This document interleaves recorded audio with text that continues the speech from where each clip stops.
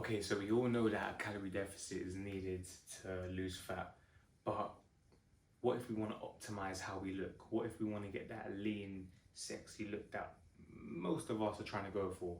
I'd argue that macros and how you split up your macros and manipulate them are very, very important in achieving that look. So this is what I aim to break down today in a simple way, okay? Little disclaimer too, obviously if you use this, this is more of a starting point. So if you use this and you find you're dropping, let's say you're dropping too quick, you're dropping 3-4 pounds in 4 days, then okay, cool, you're just gonna bump up your calories from there.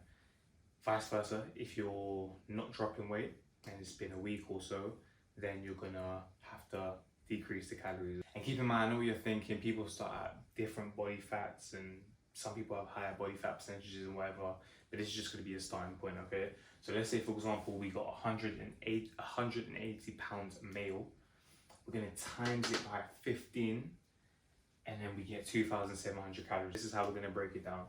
So protein, we're gonna times that by 1.1. I know what you're thinking, like people have different lean body masses and all that stuff, but this is just for starters, okay? And to be fair, I like to have protein a bit higher just because it's more satiating, and I'm just a bit paranoid. And most people that I coach that are serious about this, are serious about training and trying to achieve a certain look, this is what I give them. If I'm dealing with a couch potato or someone who's just getting into training, more of a beginner, then that's a whole different topic, a whole nother video. I'll deal with them completely differently. So yeah.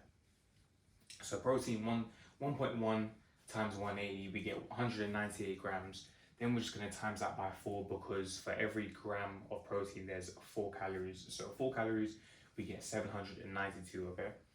And then next up, we got fat. So that's a 0.4. So this is like the maintenance. Like you don't wanna, actually no, we'll come back to that. So 0.4 times 180, we get 72 grams. And then we're gonna times it by 9 because for every gram of fat, we have 9 calories. So that's gonna be 648. And then when we add them two together, we get 1,440. And remember, back to the beginning, our total intake was gonna be 2,700 calories. So what we're gonna do is 2,700 calories minus 1,440. Made a little typo, my bad. But yeah, so back to the beginning, 2,700 calories. So we're gonna minus that from the 1,440, and then we get 1,260.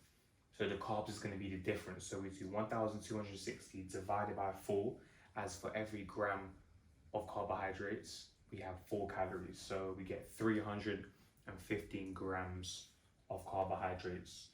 So how that's gonna look is, that's gonna be around a 30, 46, 24% ratio. So 30% being protein, 46% being carbs, and then 24% being fat. So I'd say that's a pretty balanced ratio. And as the person wants to get leaner, or as they're getting leaner, I would typically manipulate the macros. So I'd reduce the carbs,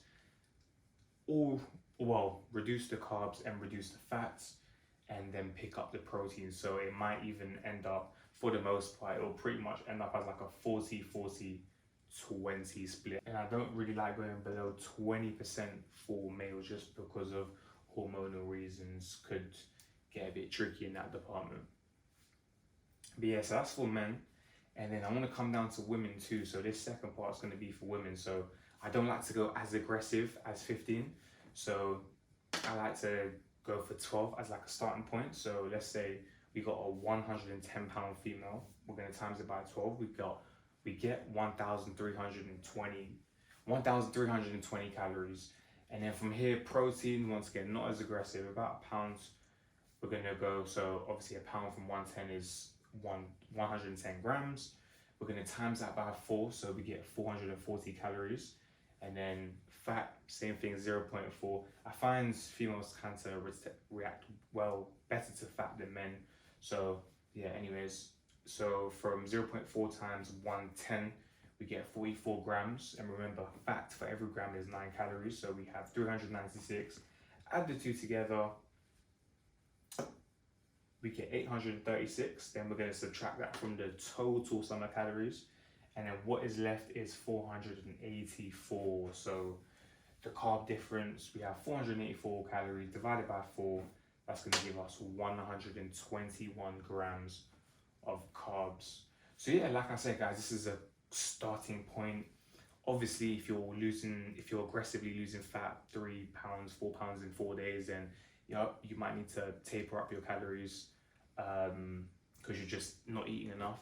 And then vice versa, if you're not seeing any change on the scale when it's been several days, been a week or so, then you might need to drop your calories. But hopefully that's helped. That's like a simplified version.